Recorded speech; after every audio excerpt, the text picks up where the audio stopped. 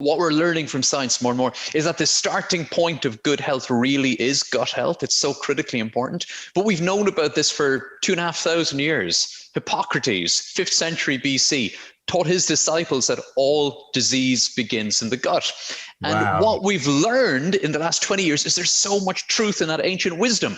Today, I have the pleasure of interviewing renowned plant-based gastroenterologist Dr. Alan Desmond. We chat about how the gut microbiome is key to health and what we can do to help optimize it, the folly of eating a carnivore diet, and Dr. Desmond's awesome new book, The Plant-Based Diet Revolution. Dr. Desmond, thanks so much for taking the time to join me today. I'm a huge fan of your work and I'm really excited to bring your breadth of knowledge and experience to my audience, so thank you. Hey, Paul, absolutely no problem at all. Pleasure. Lovely to connect with you. And I love what you and Gemma do as well. So the feeling's mutual, my friend. Thank you very, very much. Now, your excellent book, The Plant-Based Diet Revolution, has the tagline, 28 Days to a Happier Gut and a Healthier You. The more I learn about the gut microbiome, the more it strikes me. It feels like the gut microbiome may be like the linchpin of good health. Is this a perspective that you share? Absolutely. And this shouldn't surprise anyone, Paul. I mean, for me, well, look, I'm a gastroenterologist, okay? But really, what we're learning from science more and more is that the starting point of good health really is gut health. It's so critically important. But we've known about this for 2,500 years. Hippocrates, 5th century BC, taught his disciples that all disease begins in the gut. And what we've learned in the last 20 years is there's so much truth in that ancient wisdom. The food that we shovel down and put through our gut is now, in the 21st century, in high-income countries like the US and the UK, the #1 determinant of our human health and longevity. And a key point, a key player in that is that the food that we choose to consume 3 or 4 times a day decides whether our gut microbiome thrives and helps us to optimize our health, or does the exact opposite. So yes, that's a thread that runs right through the whole book, right? The importance of fostering a healthy gut microbiome. Fantastic. I understand that the Prevotella strains of bacteria, that the ones that we really want to kind of flourish and prevail, and they feed on soluble fiber and resistant starch. So basically, am I oversimplifying it? It strikes me that the good guys are basically whole foods vegans. Is that an oversimplification now? Well, look, it is a simplification, I guess. I mean, the gut microbiome is incredibly complex, right?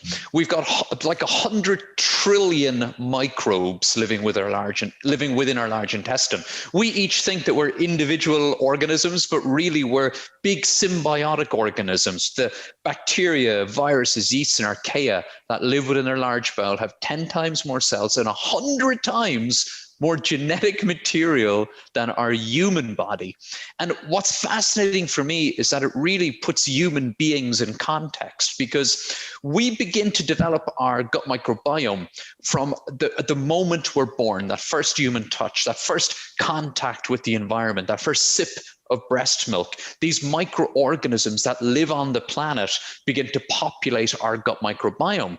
And our gut lining, our ability to digest our very first meal, our ability to form a competent immune system and to develop into healthy human beings depends in many ways on the presence of a healthy gut microbiome from day one. The bugs that live within our body, even as children, are crucial to developing a healthy GI tract, immune system, and body.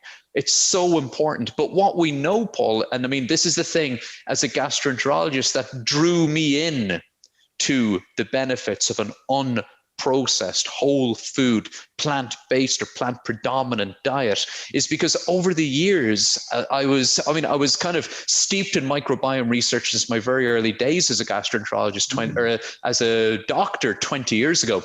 Wow. But the more and more that you read about how to make a healthy gut microbiome, the more you realize that eating a whole food plant-based diet just ticks all the right boxes. Let me give you a couple of examples, right?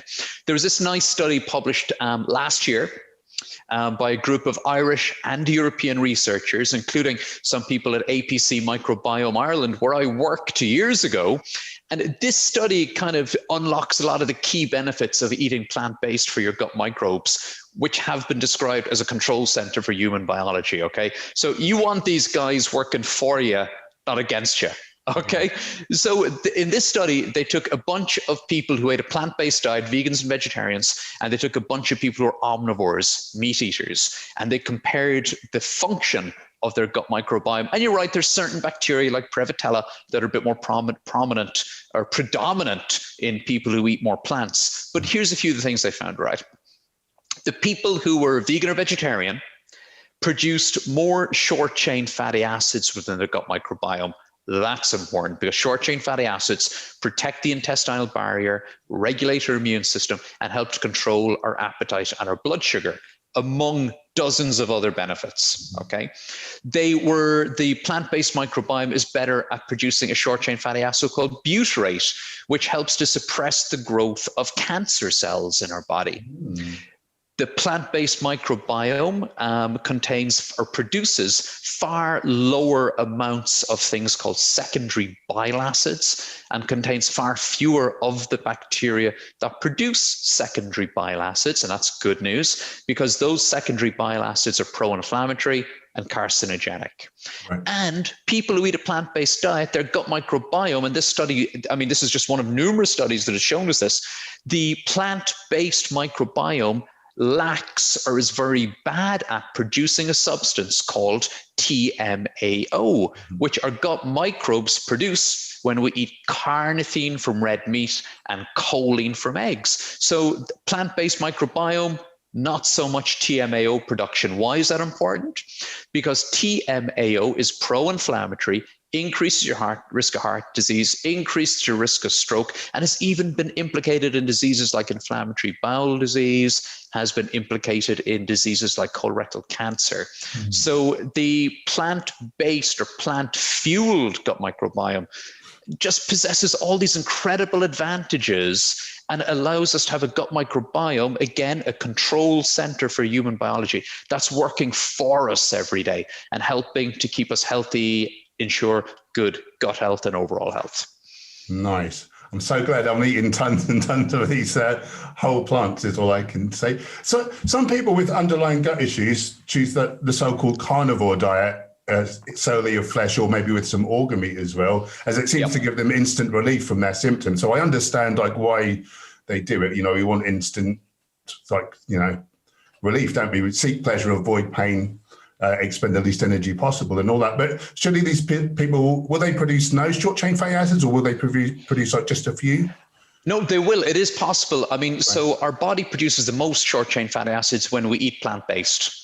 That's been shown in multiple studies. But there are other methods whereby your body can produce short-chain fatty acids. And there is a proteolytic pathway where your gut microbiome is producing short-chain fatty acids by metabolizing protein.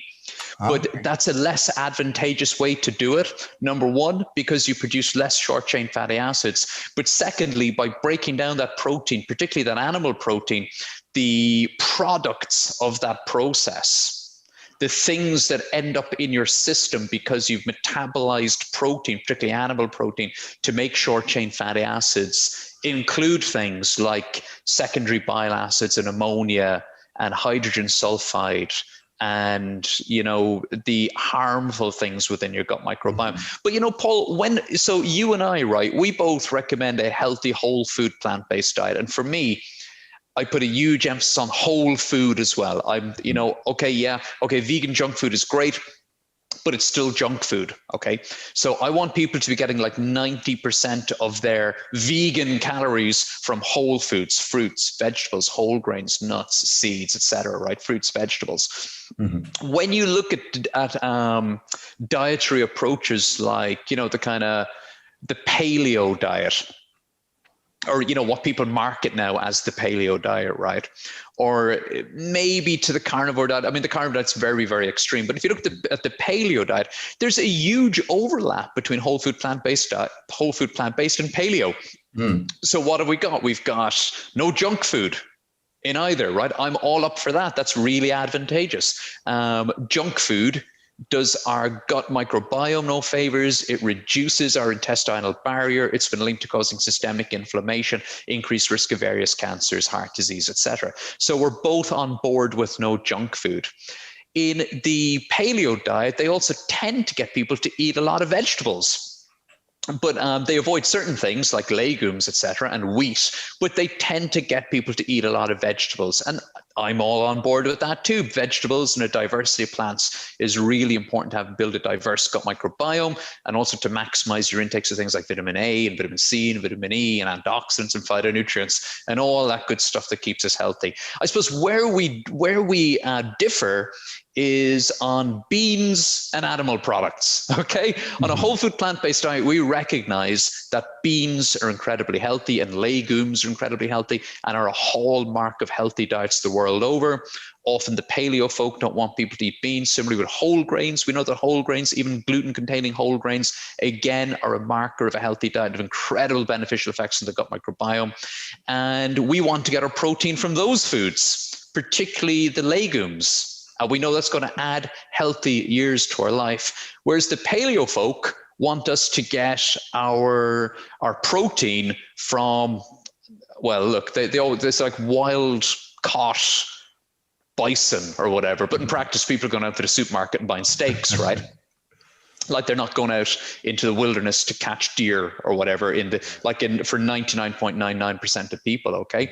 And that's where we differ. So I'm not surprised that if someone moves from a standard Western diet to a kind of a paleo approach to food, I'm not surprised that they can experience certain health benefits. And they may even feel better, right? And they may, if they've had some particular medical condition, they might even see some improvements. But ultimately, while you can lose weight and maybe even feel better by eating this kind of paleo style diet, it's not really a recipe for long-term health. Because if you're getting a lot of your calories from meat, you're getting your calories wrapped up with heme iron. We know that heme iron is pro-inflammatory, increases the risk of bowel cancer. You're cooking muscle and fat and eating it. So when you take some animal meat, which is what we're made out of, and you expose it to heat, it's like a science experiment. You take a bunch of chemicals and hormones and, organically active compounds in meat that resemble the organic compounds and hormones that are in our bodies, and you expose them to heat and you generate all these funny chemicals like polycyclic aromatic hydrocarbons and heterocyclic amines, and then you ingest them. Pro-inflammatory, pro-oxidative, carcinogenic. You're doing all that stuff with the gut microbiome that we talked about earlier. And also by choosing to get your calories from meat, you're missing out on the fiber that your gut microbiome thrives on, the vitamin A, C, E, B vitamins, potassium, magnesium, the healthy plant-based protein, and the other healthy things that are found in plants. So I'm all about maxing out the plants and minimizing or eliminating the animal products, because that's a true recipe for a longer and happier and healthier life. Nice. I love it. With these carnivore people, like why is it that we know plants are so healthy? Why is it that meat doesn't trigger these people's symptoms while these healthy foods do? And do you find that as frustrating as I do? Well, I see. I'm not sure about that, right? I mean, I think we see. So I'll tell you what. Let's go to my clinic and my clinical experience. Okay. So I ask people in my clinic, ask my patients to do some simple things with their diet all the time. I talk to them about fruits and vegetables and whole grains. I ask them to focus on all of those. I want them to eat fruits, vegetables, and whole grains every single day. 3 pieces of fruit, 3 servings of vegetables, and 3 servings of whole grains to start. I want them to quit dairy. I get them to quit processed meat and red meat. And then if they're down to chicken, I say, well, what about fish? If they're down to fish, what about beans? Okay. Now, because I'm known, I guess, as a whole food plant-based advocate, I have patients who come to me specifically because they want to get the benefits of a whole food plant-based diet. Yeah. In my experience, having helped hundreds and hundreds of people one-on-one and having helped thousands more, to make the change to a whole food plant-based diet through online courses, through challenges like the Southwest Plant-Based Diet Challenge and others, I can tell you, Paul, most people's digestive health improves. The vast majority report improved digestive health. And because that's exactly what we'd expect, because you're correcting fiber deficiency, you're getting rid of the junk, and you're only eating foods that are linked to better digestive health. Nice. Okay? Nice. However, I get it. The people who are experiencing symptoms and having problems, of course, they're going to be overrepresented online. Of course. And I'm not giving them a hard time. I'm sympathizing with them 100%. But if you have been eating a low fiber or a paleo diet with no legumes, or a standard Western diet, which we know is like an automatically fiber deficient diet for years and years and years, for like all of your adult life, and now you make the switch to a healthy whole food plant-based diet, then it's going to take a little while for your digestive system and your gut microbiome to get used to this new healthier way of eating. Right. And what that can mean is during the first week or two, you may experience some bloating or increased stool frequency or excess gas or discomfort. And understandably, that person may then interpret that as to mean, this food doesn't suit me. I was healthier when I was eating my standard Western diet, but it's generally not true. Within about 28 days, your gut microbes will, they start changing within hours when you make the switch to plant-based diet. But within about 28 days, you're going to be much more comfortable eating this high fiber diet. We know the gut microbiome is incredibly versatile, incredibly resilient, incredibly adaptable. But if you've been going through that process and you've experienced symptoms like I've just said, then take a step back and come at it a bit more gradually, low and slow. Start with breakfasts, then a week or two later, move on to lunch. A week or two later, move on to your evening meals. Then look at snacks. Maybe spend several weeks when you're 50% whole food plant-based, and then go a little bit further and give it time. It is so worth investing the time in, because those months that you spend transitioning to a healthy whole food plant-based diet will add years, healthy years to your lifespan. Beautifully put. So whole plant foods are extremely important to the gut microbiome. What else can we do to help optimize? Oh, okay. So you're right. Food is incredibly important. And, a few years ago, the American Gut Project was this huge analysis where they looked at, I think it was 11,000 volunteers from high-income countries around the world. And they did find that the number one predictor of a healthy, functional gut microbiome is the diversity of plants in your diet. And who eats the greatest diversity of plants in their diet? The individuals who eat a healthy, whole food, plant-based diet, who are getting 50, 60, 70 plants in their diet per week without even thinking about it, which is a level of plant-based diversity that is rarely found in high-income countries, but thankfully is becoming more common because more people are discovering the benefits and how great they feel on a healthy whole food plant-based diet. But you're absolutely right. There's a few other things that we can do to help to optimize your gut microbiome. And here's a few examples. Number one, getting enough sleep. Our gut microbes seem to work on the same 24-hour cycle as the rest of our bodies do, the same circadian rhythm. So there's some researchers who even think that our gut microbes help to set our 24-hour clock and contribute to it. So there is some evidence to suggest that getting a good 8 or 9 hours sleep each night will help your gut microbiome to thrive. Next, exercise. Physical exercise. A few years ago, Irish researchers found that elite rugby players had greater gut microbial diversity than mere mortals, right? And other researchers have replicated this, that people who are physically active, regardless of dietary intakes, tend to have more of the fiber-loving, beneficial gut microbes within their gut microbiome. So we can all benefit from that by getting more physically active.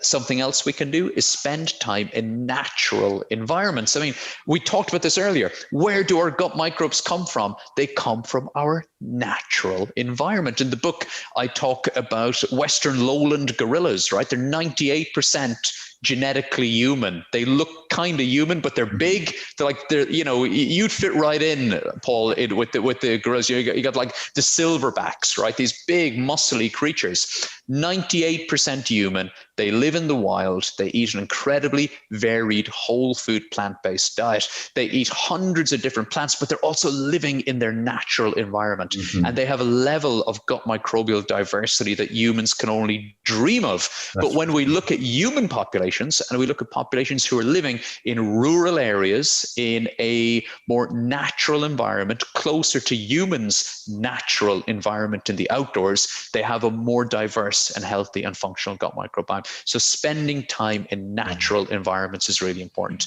Something else we can do is avoid using unnecessary medications. Look, I'm a doctor. I'm a big fan of antibiotics. Antibiotics have been one of the greatest discoveries that the humanity have ever made in terms of improving our health. They've added decades to our life expectancy.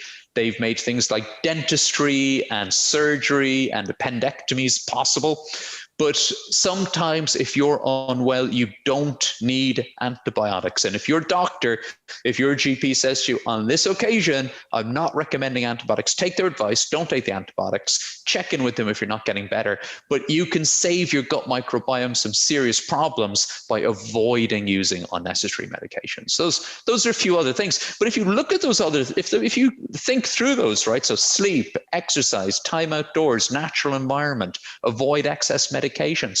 There's no coincidence that these are things that help to keep humans healthy too, because we're just it's one big system, man. Yeah, fantastic. I'm so glad I went and did my woodland walk before I came and chatted to you today. Absolutely. That's another box ticked. That's another box ticked. And yesterday, I mean, we were just chatting before we came online to record this conversation. Yesterday, I went out for a lovely a trail run, right? So like a 10K trail run. We're going to plowed fields, like muddy pathways through the woods and everything. And there's lots of reasons why you feel amazing when you spend time outdoors. But just remember, when you do it, you're also benefiting your gut microbes. Yeah, you're getting those bacteria. Is it?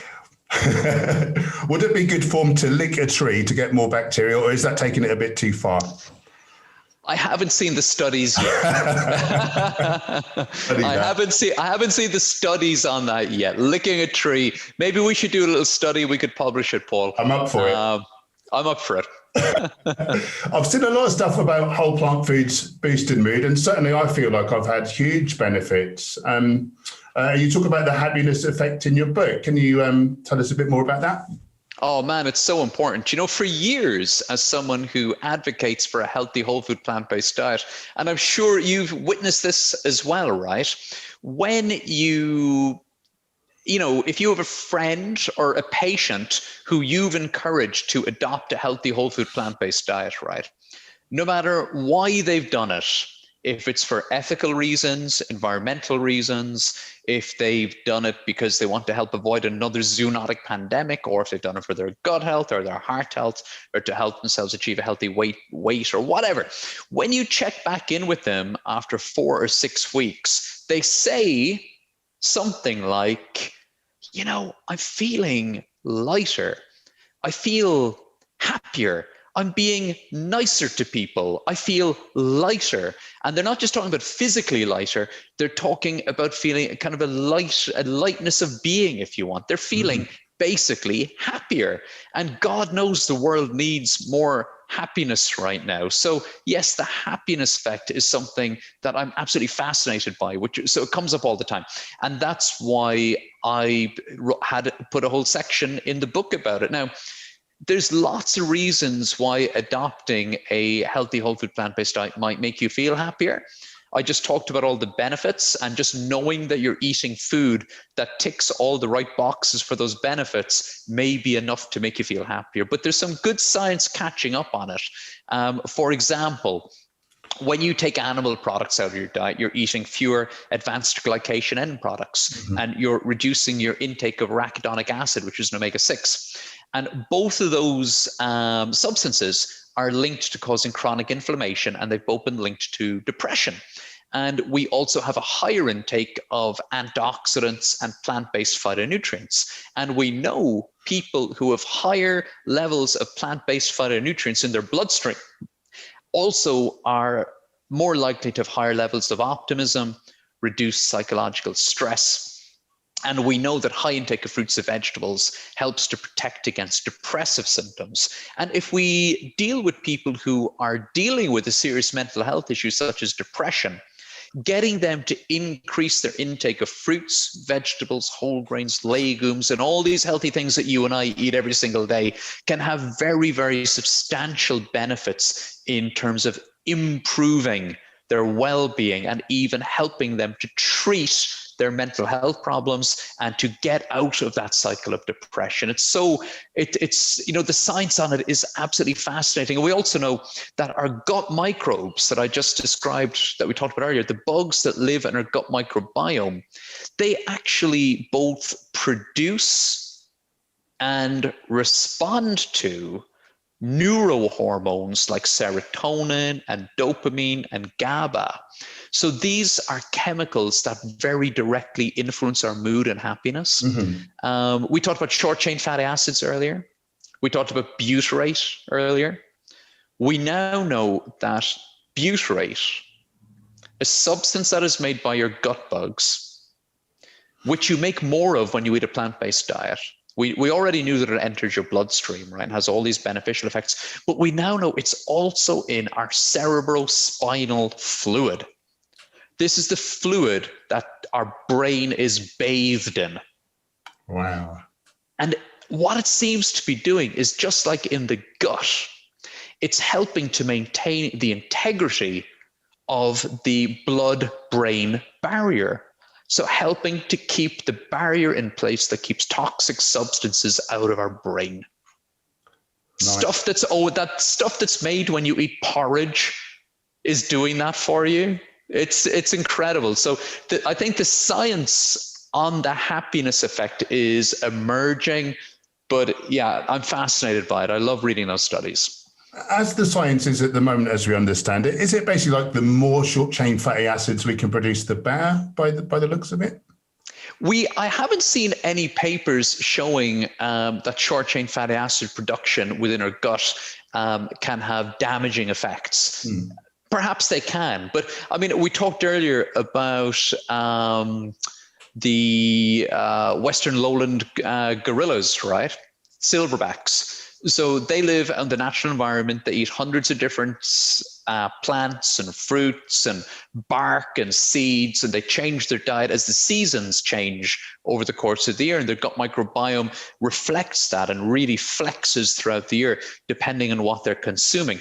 But they consume like more than 70 to 80 or even 90 grams of fiber per day. That's a lot of fiber. There's very few humans in the world eating that many plants. They spend their whole day eating, okay? They can produce so much short-chain fatty acids, and we know that 90% of the short-chain fatty acids made in your large bowel by your gut microbes enter your bloodstream. They can produce so many short-chain fatty acids that the short-chain fatty acids themselves become a source of calories. So in times when easily digestible food is not readily available, they are eating tons of fiber and tons of, woody bark and seeds, which they're getting calories from. But when that stuff gets down to their gut microbes then make so much short-chain fatty acid that those short-chain fatty acids themselves become a source of calories and can provide them with up to a third of the calories they need for the day. Wow. Now, there's not many humans who are getting the caloric benefits of eating that much fiber, but it just shows what it might lead to, Paul, if you really maxed it out. I'm not recommending anybody aims for that. I don't think it's necessary.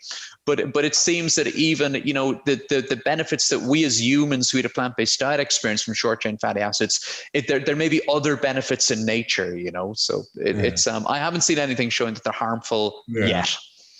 Fascinating.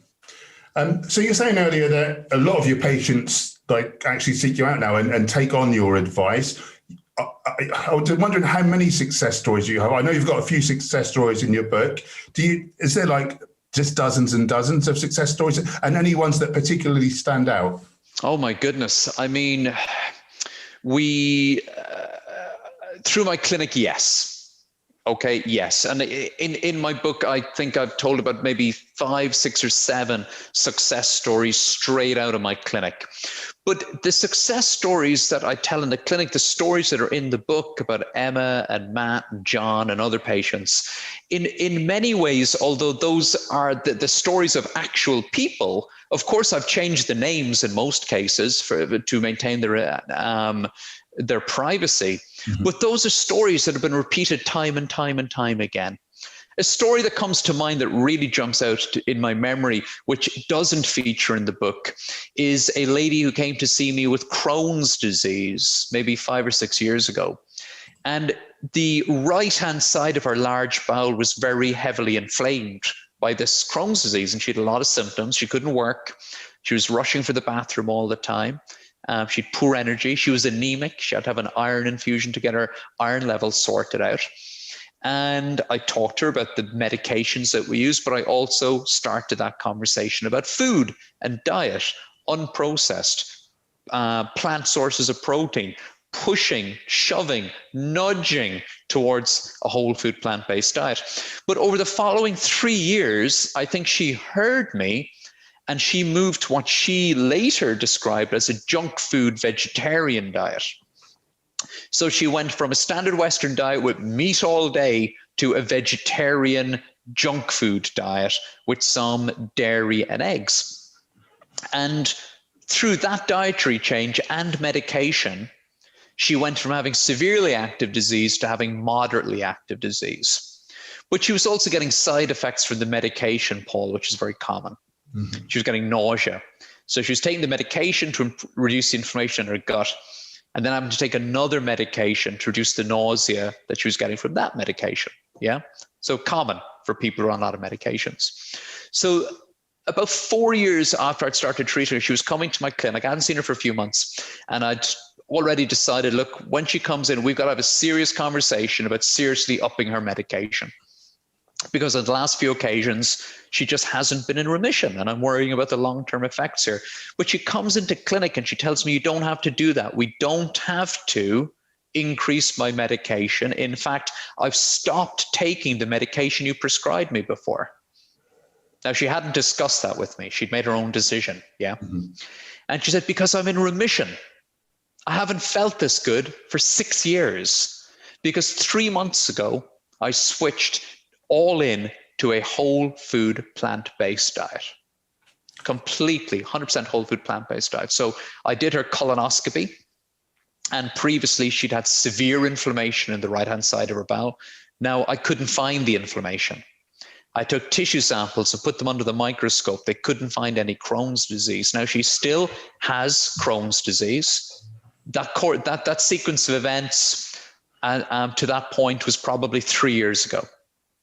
Right. So she still comes to see me at clinic. Her inflammatory markers are low. She is medication-free and in complete remission for 3 years, which is unusual for patients with Crohn's disease who don't make dietary changes. I'm not saying it's impossible, but it's unusual.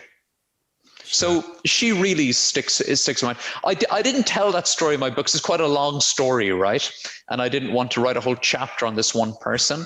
But it's, yeah, that's just another story from clinic that really, and you know, as a clinician who talks to people about food, conversations like this with patients become pretty commonplace. You know, I have patients coming to my clinic now occasionally, and they come to see me and they don't want to talk about the medical condition that they referred to see me about at all.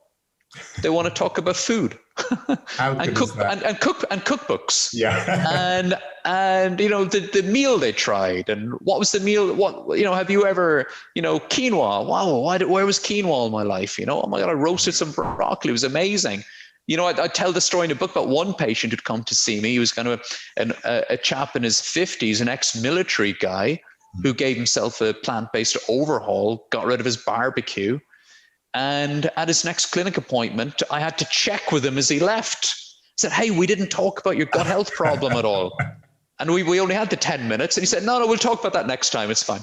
Oh, bless. So that's why I'm through my work with Plant-Based Health Professionals UK, and also with the plant-based challenge that we ran in Washington, DC a few months ago. And when we ran the Southwest Plant-Based Diet Challenge here in the southwest of England, I'm really keen to get more doctors and dietitians and nurses and healthcare professionals to discover the benefits of a plant-based diet for themselves and then implement it in their clinics. And then they can start having conversations with patients who've dropped their cholesterol by 30% just by changing the food on their plate, you know, because once you experience that as a clinician, you go, okay, I want more patients who are doing this well. That was my favourite part of your book, was this Southwest study, what was it called? We called it the Southwest Plant-Based Diet Challenge. That's my favourite part of the book. Do you mind to just talk about that briefly, like who took part and the protocol? And of course, man. That was my favourite bit. I thought that was a genius idea. Oh man, thank you. It was, we weren't doing anything new. You know, this is work that predominantly by Hans Diehl in the 1990s. He went on to set up the Comprehensive Health Improvement Program. So this project, this was, you know, just around the Christmas before the pandemic, okay? Mm-hmm. I had the opportunity to speak at a few medical conferences for senior doctors, and I gave them like a 45-minute presentation on the overwhelming benefits of a whole food plant-based diet. And we did the whole thing. We did all the research, heart health, the blue zones, you know, the broad study, Dr. Neil Bernard's work. You know, I gave them all the data. Okay. And they were impressed. But I then, at the end of the presentation, said, now I want you guys to try it for yourselves. And starting in January 2020, we had 150 doctors, nurses, dietitians, healthcare practitioners, receptionists, and admin staff from doctors' surgeries around the southwest of England who moved from eating a standard British diet with red meat and bacon and cream and all that kind of stuff. And they moved to eating a healthy whole food plant-based diet for 28 days for the first time. And thanks to my friends Stephen and David Flynn of The Happy Pair, who really supported this effort and made it possible, we gave them like an online program with recipes and how-to guides. We had a Facebook group where people could support each other and talk about the best place to buy veggies in the local area. We had local restaurants who put like plant-based diet challenge items on their menu, so people who were on the challenge could come in and have a lunch. And we had, you know, lunches and potlucks at local hospitals. It was such a lovely community experience. We even had the local schools involved. But what we did is we got the doctors and nurses, we asked them to check their blood pressure, BMI, and their cholesterol profile before the challenge, just as they started and after 28 days. And I promised them that they would see improvements, right? Mm-hmm. And then we waited to see what would happen. And it worked. In just 28 days, the individuals with high blood pressure dropped their blood pressure by an average of 14 millimeters of mercury, which is like going on 1 or 2 blood pressure tablets, with none of the side effects. The people who had elevated bad cholesterol, non-HDL cholesterol, which is an independent risk factor for all sorts of diseases, including heart disease and stroke, they dropped their non-HDL cholesterol by 27% in 28 days. Every day they were on the challenge, their cholesterol went down by 1%. Incredible, right? Mm. The individual, we saw an average weight loss of 3.2 kilos. The individuals who are living with obesity or overweight dropped 5 kilos of weight in 28 days. And at the end of the challenge, 98% of the participants had a healthy cholesterol level. So amazing. It's amazing in just 28 days. And those numbers are amazing, right? But what was really amazing, the real as I just said earlier, what I really wanted was for these healthcare professionals to realize for themselves that food is medicine. And if you make the switch, even if you think you're eating a pretty healthy standard Western diet, which most of these people felt that they were, and if you already regard yourself as pretty healthy, you can go from pretty healthy to really healthy. And your diet can go from pretty healthy to really healthy by eating a whole food plant-based diet. And I'm so pleased now that so many of the doctors and nurses and practitioners in my region have experienced this for themselves. And we now have a program locally called the Whole Life Program, which is run by a colleague, Dr. Jenny Corser, which kind of bounced out of the end of that challenge. And so we have NHS patients, Paul, in our locality who are now getting referred into the same program so they can eat more plants and unprocess their diet and recognize all the benefits for themselves. Fantastic. How many of these medical professionals carried on eating in the same way? Do you know? So I haven't followed up on their dietary preferences now. You know, it's been 18 months, I think, since the challenge finished. Right. But at the end of the challenge, 75% said they were going to be vegetarian or vegan. Wow. 75%. And the remainder who said they were going to remain omnivorous, actually 98% said they wouldn't eat processed meat anymore. I think 80% said they wouldn't eat any red meat anymore. So they were essentially kind of vegetarian plus fish or chicken. Yeah. So, but in reduced amounts. So essentially, we kind of had set out initially with the goal of creating a blue zone in our locality. And we'd really, when I looked at their dietary intakes at the end of the challenge, I thought, yeah, this looks like a blue zone. You know, 75% vegetarian, 25% plant-based completely, and then another group who eats small amounts of animal products. So that really is the kind of Loma Linda, California blue zone dietary approach.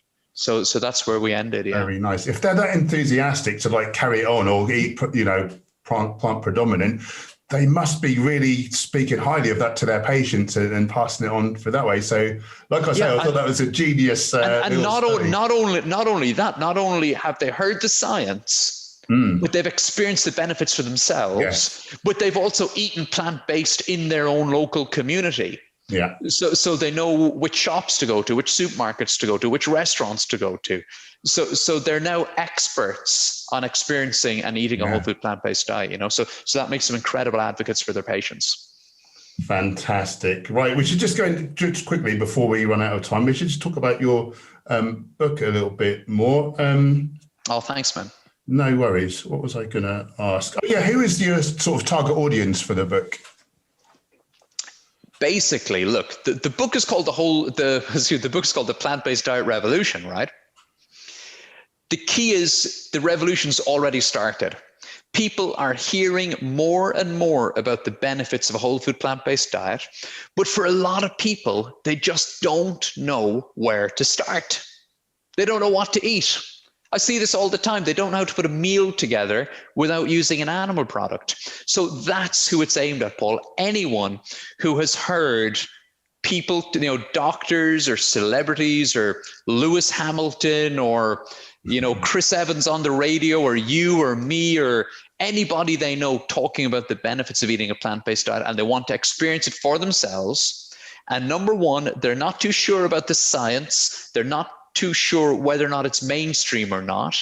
So the book breaks down the science, gives examples of individuals who've made the change and the benefits that they've experienced. And these are just normal people who've made the change and experienced the benefits. But then it gives you, you know, like 80 whole food plant-based recipes, tips on where to buy and how to store and how to cut and prepare your fruits and vegetables and legumes and nuts and seeds and all those good foods. But the meals that we put in the book are deliberately designed so they're not intimidating. They're not exotic. I've got the book here in front of me. We got like our corn and squash risotto. We've got a rosti pie. We've got, you know, squash salad, spicy parsnip soup, minestrone, the MLT sandwich, loaded sweet potatoes. So we designed it for people who want to embrace and understand the benefits of a whole food plant-based diet, but they just don't know where to start. So that's who it's for, I guess. They're making it accessible. I love it. Speaking of the recipes, ratatouille gratin, that is one of the most exciting, interesting and different things I've eaten in a long time. It's the same ingredients I eat every day, but just delivered in, like you said, like a reimagined. And what do we have tonight? The tofu tacos. Yeah, the tofu tacos are great, right? So good. Really delicious. So yeah, thank you for some very delicious food. If people want to grab a copy, where can they get it from? Right now, Paul, you can get it pretty much anywhere. So obviously, look, you can get it on Amazon. You can get it at most bookstores, WH Smith, Waterstones. Bookshop.org is a great place to order it because they actually donate money to local bookstores to keep your local independent going. So bookshop.org. Nice. It's on Amazon. If you're in the US, you can get it on Kindle right now. It'll be released in hardback in the US and Australia on May 18th. If you go to alandesmond.com/revolution, you can find out where to get it. But yeah, anywhere you can get a book, basically. Yeah, fantastic. And if people want to follow your work, is it mostly Instagram? Yeah, man, I'm too busy to be across multiple platforms. I bet. So I'm pretty much only on Instagram. I do a little bit on Facebook too. But if you just Google Dr. Alan Desmond, you'll find me. Most Instagram is probably the best place to catch me.